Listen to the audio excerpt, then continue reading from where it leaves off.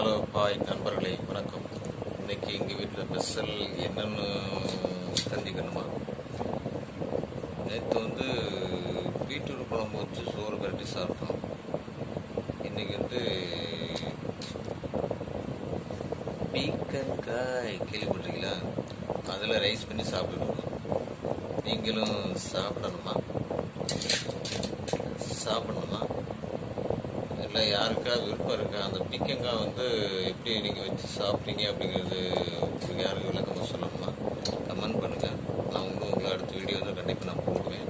இப்போ பீக்கங்காய் சாப்பாடு எப்படி இருக்குன்னு நீங்கள் பாருங்கள்.